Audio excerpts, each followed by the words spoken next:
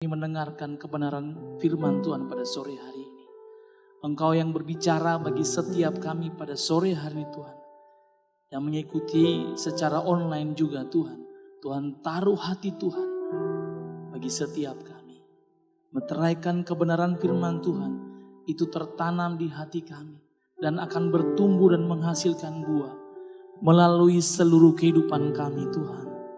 Kami berdoa pada sore hari ini Bapa.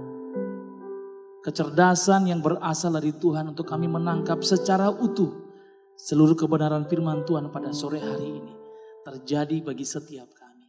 Dengan bahasa yang sederhana yang kami bisa mengerti masing-masing kami menangkap apa yang Tuhan sampaikan pada sore hari ini. Di dalam nama Tuhan Yesus, mari sama-sama katakan amin. Mari berikan tepuk tangan buat Tuhan pada sore hari sekali lagi. Terima kasih teman-teman yang memimpin kita dalam pujian penyembahan. Dan ini minggu ketiga di mana kita dalam rangkaian tema besar Akulah Sang Penuai. Minggu ketiga kita berbicara mengenai alat menuai. Katakan alat menuai. Katakan alat menuai. Nah, ada beberapa jenis alat yang digunakan untuk menuai atau memanen gandum, padi dan sebagainya. Ada sabit, ada alat penampi dengan tujuan mempermudah atau mempercepat proses penuaian terjadi. Dibandingkan ketika kita harus memanen dengan hanya menggunakan tangan kosong. Saya belum pernah panen padi, jadi saya mau bilang begini juga saya nggak tahu. Mungkin saya pernah panen cengkeh. Itu berbeda banget dengan panen padi kan. Kalau panen padi itu dia harus motong, kalau panen cengkeh dia harus petik gitu. Dan bagi para petani, musim di mana menuai atau musim panen adalah musim yang paling penting. Karena kalau telat sedikit atau tidak cepat untuk dipanen padi atau gandum, itu akan jatuh, akan hilang, dimakan oleh burung atau mungkin juga diambil oleh orang lain. Yang tentunya akan menyebabkan kerugian bagi para petani yang ada. Nah, ayat tema kita sepanjang minggu ini dalam Yohanes 4 ayat 35 bunyi firman Tuhan seperti ini buat kita. Bukankah kamu mengatakan 4 bulan lagi tibalah musim menuai? Tetapi aku berkata kepadamu, lihatlah sekelilingmu dan pandanglah ladang-ladang yang sudah menguning dan matang untuk dituai. Artinya bahwa ayat ini sedang berbicara bahwa untuk menuai tidak perlu waktu 3-4 bulan. Tuhan sedang melihat sesuatu yang lain untuk menuai.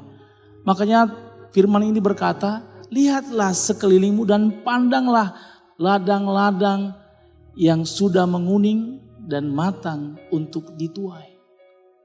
Itu artinya bahwa musim tuaian, musim menuai adalah sekarang. Katakan sekarang. Itu gak bisa ditunda. Itu harus terjadi sekarang. Makanya perumpamaan tentang gandum di setiap hampir tema-tema yang ada sepanjang bulan ini banyak ilustrasinya tentang gandum. Karena gandum kita umpamakan sebagai jiwa-jiwa yang akan kita tuai. Yang akan kita panen untuk kerajaan surga. Yang setuju katakan amin. Okay. Untuk itu setiap kita saya percaya diberikan hikmat untuk menuai jiwa-jiwa tersebut. Karena apa? Karena Anda adalah sang penuai. Katakan saya sang penuai. Okay. Gak percaya ya Bapak Ibu Saudara? Mari saya mau kasih artikan dari kata alat. Alat itu ada dua pengertian. Yang pertama adalah benda yang dipakai untuk mengerjakan sesuatu. Yang kedua pengertiannya adalah orang yang dipakai untuk mencapai suatu maksud. Lalu menuai artinya apa? Menuai artinya memotong, menjalankan panen. Yang kedua memanen, memetik hasil. Jadi ketika dua kata ini digabungkan, alat menuai itu punya arti seperti ini. Yang pertama, benda yang dipakai untuk memotong, memanen sesuatu. Boleh next? Yang kedua, pengertian dari alat menuai adalah orang yang dipakai untuk menjalankan panen atau menuai. Oke, sampai sini bisa mengerti? Paham dengan saya? Yang paham katakan amin. Oke. Lalu apa itu alat menuai? Kalau kita simpulkan, apa itu alat menuai? Artinya bahwa alat menuai itu adalah saya. Oke? Tadi ya, arti yang kedua dari alat menuai, orang yang dipakai untuk menjalankan panen. Artinya bahwa saya dipakai untuk menjalankan panen. Dan alat menuai itu adalah saya. Katakan saya. Gak percaya ini apa? Takut apa gak percaya apa gimana? Berdasarkan dari kedua arti itu, saya mau bilang bahwa saudara adalah penuai. Oke? Tunjuk kanan kiri depan belakang. Biar yakin semua. Tunjuk engkau penuai. Oke? Biar kita semua punya sebuah nilai yang sama. Siapa penuai? Orang yang hatinya memiliki Yesus. Pertanyaannya adalah, adakah Yesus di hatimu? Nanti saya akan jelaskan. Lalu yang kedua, siapa saya? Adalah saudara yang hari ini mendengarkan firman Tuhan tentang kata menuai, penuai. Karena Bapak Ibu Saudara, seperti yang kita sudah tahu, beberapa waktu yang lalu bahwa hati Tuhan, hati Bapa adalah jiwa-jiwa. Dan tugas setiap kita adalah menjadi penuai. Berdasarkan pengertian tadi yang saya sampaikan. Orang yang dipakai untuk menjalankan panen atau menuai. Yaitu saudara dan saya. Kembali lagi ke ayatnya tadi. Yohanes 4 ayat 35. Bukankah kamu mengatakan 4 bulan lagi tibalah musim panen, menuai? Tetapi aku berkata kepadamu, lihatlah sekelilingmu dan pandanglah ladang-ladang yang sudah menguning dan matang untuk dituai. Kalau seandainya Tuhan Yesus berdiri di tengah-tengah kita pada hari ini, pada saat ini, Ia akan mengatakan seperti ini, lihatlah kota ini, perhatikan sekolahmu, perhatikan kampus, perhatikan pasar, perhatikan komunitas di mana engkau berkecimpung di situ. Perhatikan usahamu, tokomu, perhatikan sosial mediamu, perhatikan handphonemu, bahkan status WhatsAppmu. Engkau akan bisa menuai sekian jiwa, sekian banyak jiwa yang siap untuk dituai. Karena saya mau bilang ini buat Bapak Saudara, Tuhan menjanjikan tuaian. Katakan Tuhan menjanjikan tuaian. Dan kita pasti menuai. Ayatnya sudah menguning dan matang untuk dituai. Itu janji Tuhan bagi setiap kita bahwa kita akan menuai. Amin. Kita akan menuai. Oke. Pertanyaannya mau apa enggak? Itu aja. Mau menuai apa enggak? Pertanyaan berikutnya, bagaimana kita menuai? Yang pertama adalah mendoakan jiwa-jiwa. Di atas gambar di mana hari Kamis kami berdoa dengan Bapak Ibu Tony dan beberapa teman-teman. Ini sudah kali ketiga kami berdoa. Beliau punya hati untuk Kota Salatiga, beliau punya hati untuk generasi. Pertama kami berdoa untuk pendidikan, kantor-kantor pemerintahan. Kedua kami berdoa untuk sekolah-sekolah yang ada. Ketiga kemarin kami berdoa untuk generasi yang ada. Kadangkala kami berdoa berkeliling di sekitar Kota Salatiga. Kalau Bapak Ibu Saudara masih ingat beberapa waktu yang lalu, Bapak Gembala menyampaikan tulislah satu nama untuk didoakan. Oke, saudara masih ingat? Masih ingat bagian itu? Masih ingat apa lupa?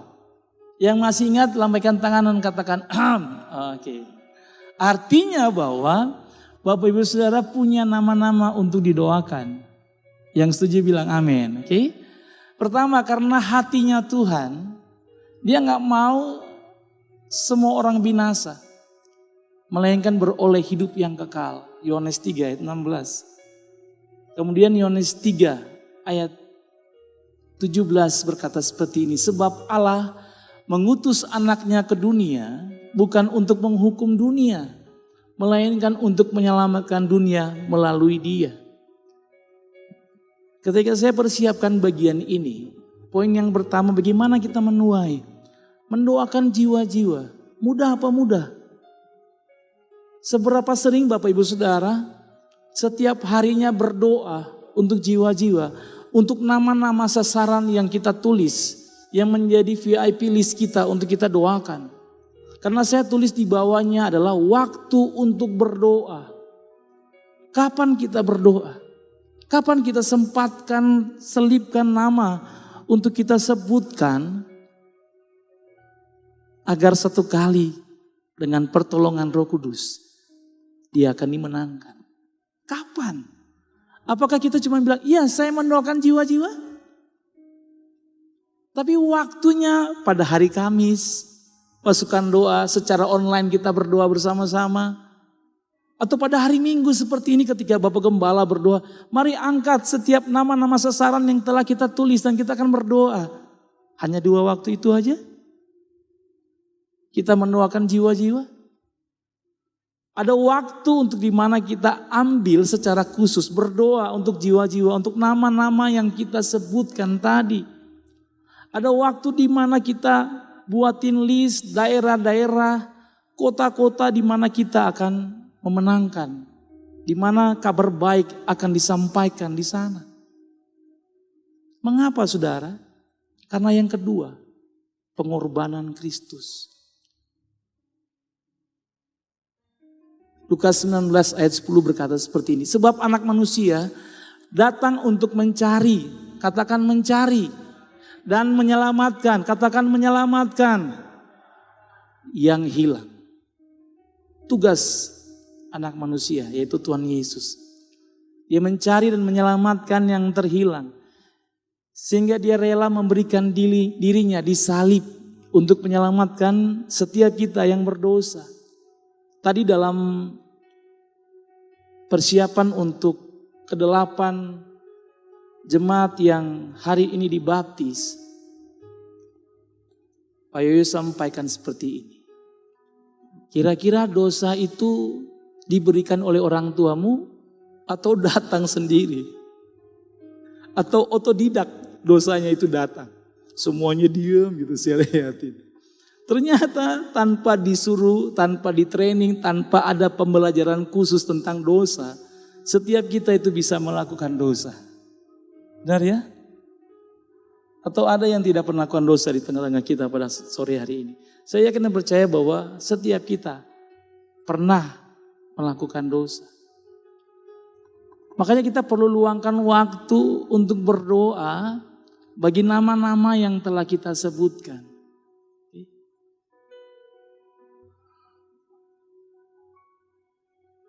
Di mimbar ini saya sudah sampaikan bahwa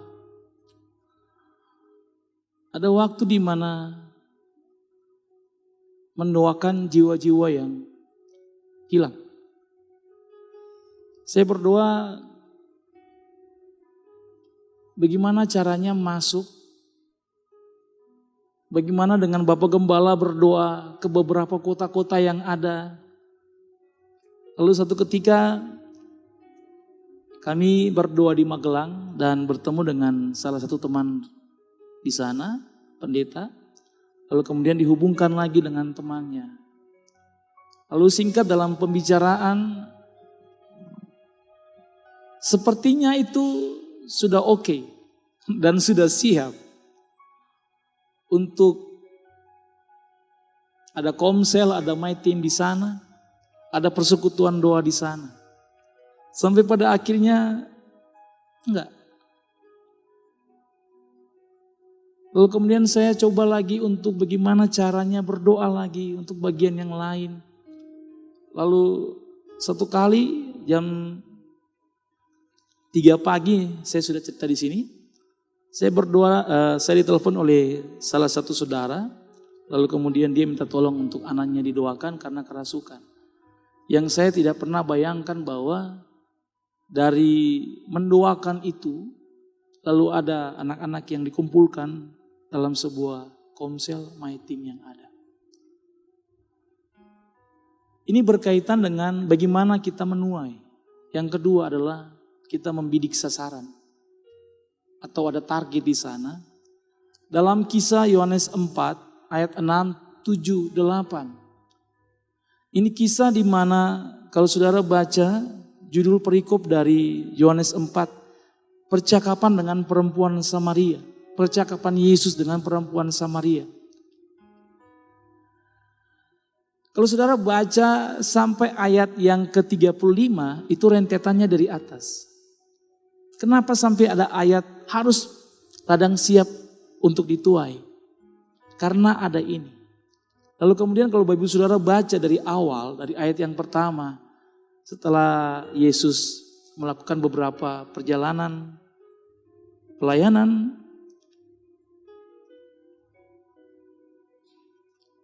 lalu ada waktu di mana Tuhan Yesus dia bercakap dengan perempuan Samaria. Ketika seluruh murid-muridnya sedang pergi ke kota untuk membeli makanan. Waktu di mana Yesus berjumpa pribadi dengan wanita Samaria. Kalau Bapak Ibu baca di ayat-ayat berikutnya, awalnya wanita Samaria ini tidak percaya bahwa Yesus, orang yang berbicara dengan dia adalah Tuhan. Sampai di titik di mana ketika dia sadar bahwa yang sedang dia lakukan percakapan adalah Tuhan. Lalu kemudian yang membuat dia terkaget dan dia alami sesuatu adalah ketika Yesus sampaikan kepada dia bahwa wanita ini punya suami. Ya. Dan dia punya 5 suami. Semuanya bukan suamimu. Berarti kalau dengan suamimu, berarti yang sah ada 6 orang. Nah kemudian dari sisi ini Bapak Ibu Saudara, sasaran yang Yesus buat adalah dia tertuju kepada wanita Samaria yang berdosa. Oke. Saya sampai hari ini belum bisa menemukan sebuah cara, karena sudah banyak cara yang saya coba pakai untuk salah satu jemaat di tempat ini. Ketika saya main ke tempatnya di mana dia usaha, waktu saya muncul di warungnya, dia bilang kayak gini, "Kak, mumet kepalaku," gitu kan. Pusing kepalaku, kenapa? Bla bla bla bla bla bla. Saya tuh gak layak ke gereja. Saya sampai sharing sama Pak Yoyo, "Pak, ini gimana caranya agar orang ini bisa bebas dari intimidasi pikiran-pikirannya bahwa dia gak layak." Kami berusaha, saya berusaha agar dia kembali lagi ke gereja. Di waktu-waktu yang lalu dia sudah aktif ke gereja. Lalu kemudian dengan entengnya dia tunjukin, "Nih Kak, Mami WA saya, besok ke gereja ya," gitu. Saya bilang,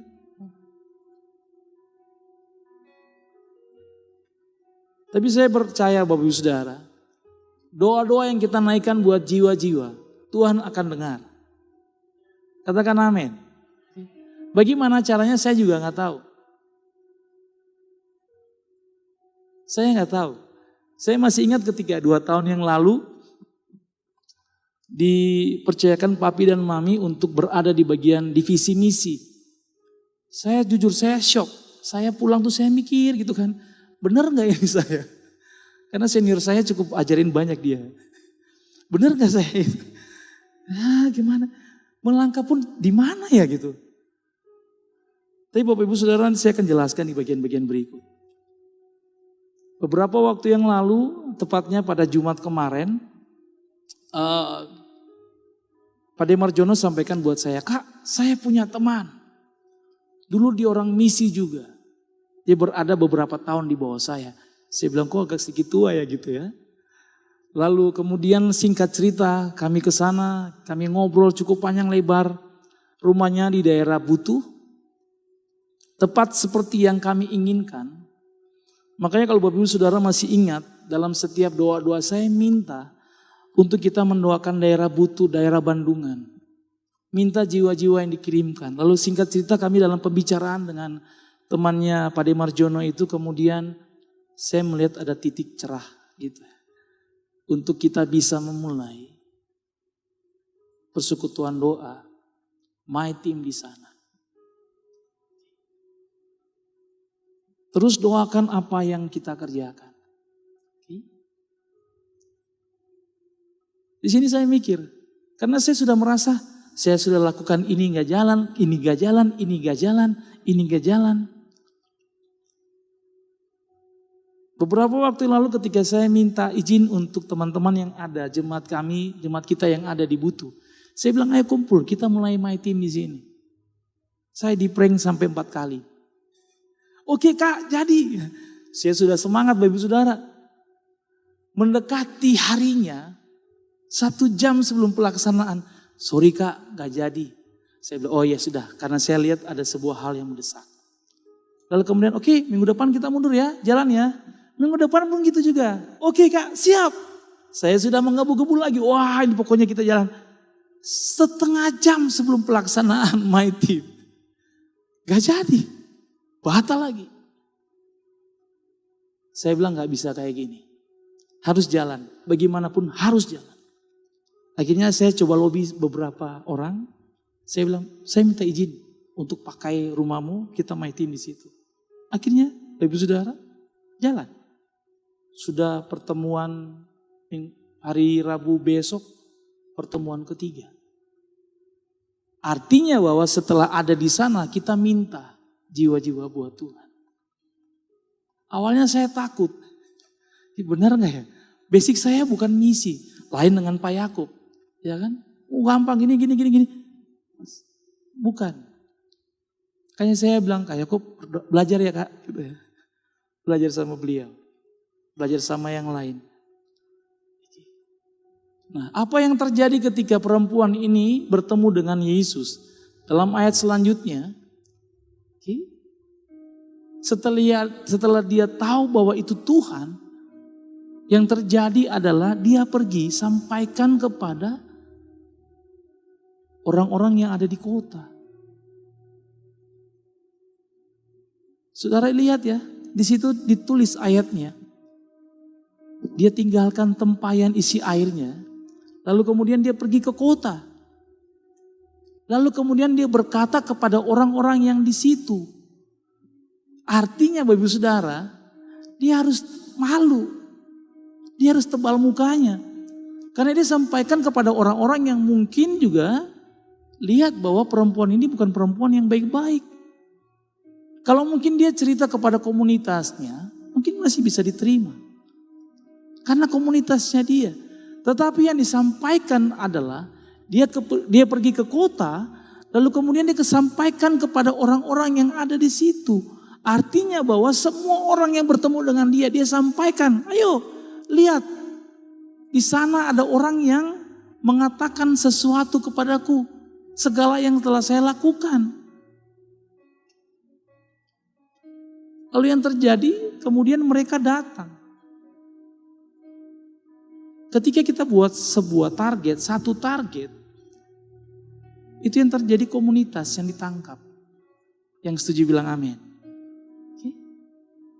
Waktu kami berdoa untuk anak yang kerasukan setan ini sembuh. Ada satu komunitas di situ. Bapak Ibu Saudara, Tuhan perlengkapi kita dengan kuasa agar ada jiwa-jiwa yang dimenangkan buat Tuhan. Ketika Bapak Ibu Saudara di tokomu, di usahamu, di mana saja, ada kuasa yang Tuhan berikan bagi kita. Kepada orang-orang yang datang kepada kita, yang Tuhan kirim secara khusus bagi kita untuk dimenangkan. Amin. Mungkin itu langgananmu yang sekian waktu gak pernah datang. Tuhan kirimkan kembali. Mungkin itu temanmu yang gak pernah ketemu dengan kamu, lalu kemudian tiba-tiba dia WA kamu, dia chat kamu, dia bilang, bro mau ketemu dengan kamu di mana? Bisa gak? Tuhan kirimkan secara khusus agar kita dipakai Tuhan untuk memenangkan mereka. Siapa mereka? Mereka yang gak memiliki Yesus dalam hatinya, dalam hidupnya. Bapak Ibu Saudara, waktu kami mendoakan mereka, itu 3 anak pendeta. Mereka berdoa setannya pergi? Enggak. Mereka tanya sama saya, Om jangan pulang dulu. Kami mau nanya, kami berdoa 1 jam usir setan, setannya enggak pergi. Om berdoa cuma 10-15 menit, setannya pergi. Artinya kita punya kuasa, enggak cuma setan. Orang yang sakit pun juga bisa disembuhkan. Amin. Tuhan bisa pakai banyak cara agar jiwa-jiwa dimenangkan. Ketika satu jiwa dimenangkan, dia bawa komunitasnya dia. Sehingga yang ketiga, bagaimana caranya kita menuai? Adalah kita diperlengkapi dengan cara bersaksi. Bersaksi artinya menerangkan, membuktikan, dan membagikan kabar baik tentang Yesus Kristus. Ada 3 cara bagaimana kita bersaksi. Melalui perkataan kita. Ya kan?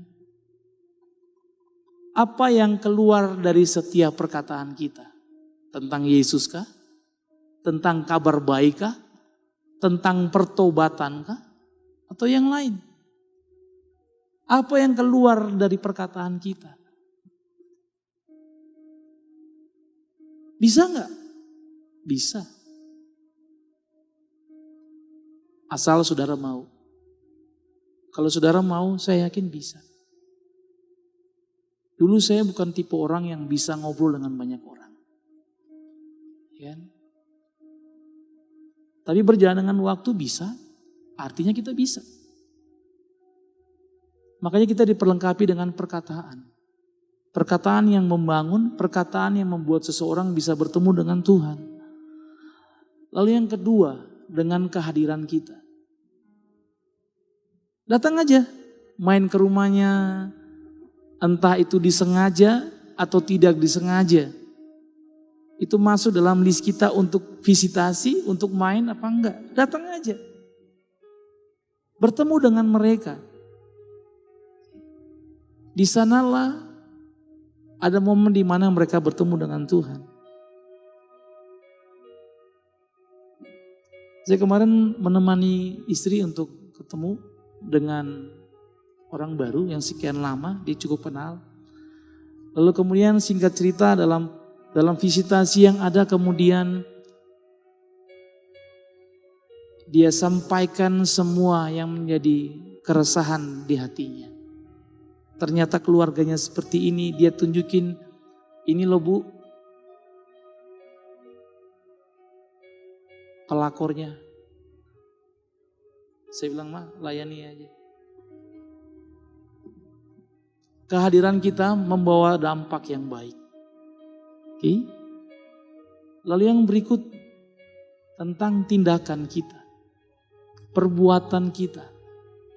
Apa yang kita lakukan buat mereka? Di saat mereka sedang tertekan, apa yang kita lakukan buat mereka? Bapak Ibu Saudara, kalau menurut kedagingan saya, jam 3 pagi dibangunin di telepon tuh gak enak. Sementara lagi tidur enak-enak kemudian ditelepon, bangun dong, tolong dong anak saya begini. Saya cuma sudah ngantuk.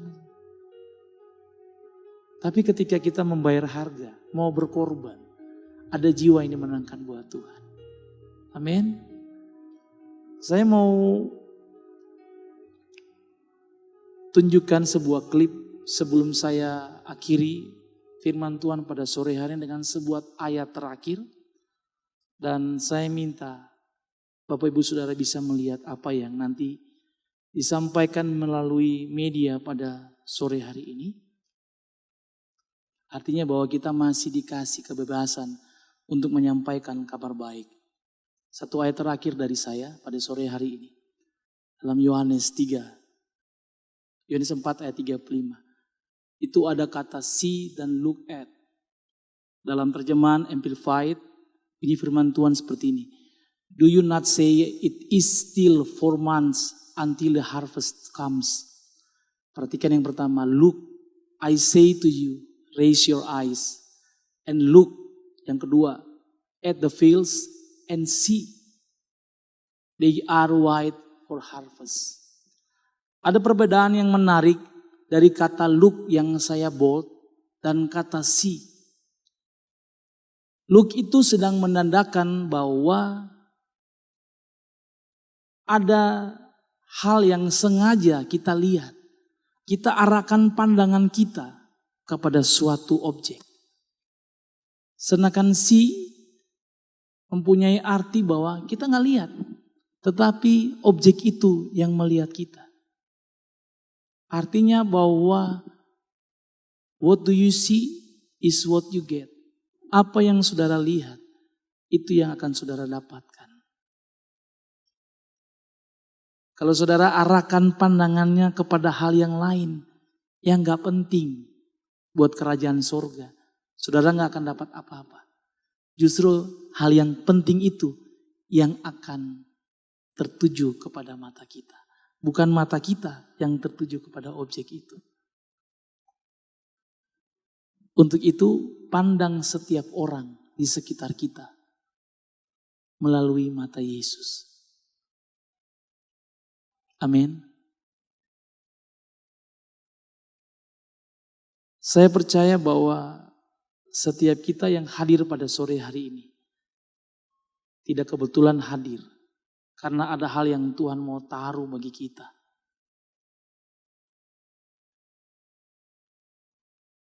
Mungkin saudara berkata bahwa, aduh kak saya gak bisa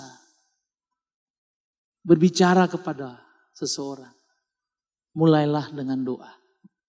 Saudara bisa berdoa buat orang itu. Tulis namanya. Taruh di HP saudara. Kalau perlu untuk di print, silakan di print. Tempel di mana tempat di mana saudara berdoa buat dia. Sebut namanya setiap hari. Saya masih ingat ketika beberapa waktu yang lalu COVID terjadi, lalu kemudian kehadiran jemaat cukup menurun. Yang terjadi kami sebut nama setiap jemaat di setiap doa-doa yang kami naikkan. Tuhan tolong. Tolong. Tuhan tolong. Artinya saudara bisa mulai dengan doa. Mau di mana? Tuhan percayakan buat kita, ladang itu banyak. Usaha kita, tadi saya bilang keluarga kita, lingkungan di mana kita ada, pertemanan kita, komunitas kita banyak. Mau apa enggak, itu aja. Kalau sulit, mulailah dengan doa. Karena kita berdoa secara pribadi, sebutin namanya. Setelah itu minta apa sama Tuhan? Tuhan kasih waktu untuk saya bisa ketemu dengan dia. Ingat Bapak Ibu Saudara adalah penuai. Saya sudah sampaikan tadi, kita adalah penuai. Saya adalah penuai. Anda adalah penuai. Ayo dong, sama-sama kita bergerak. Amin.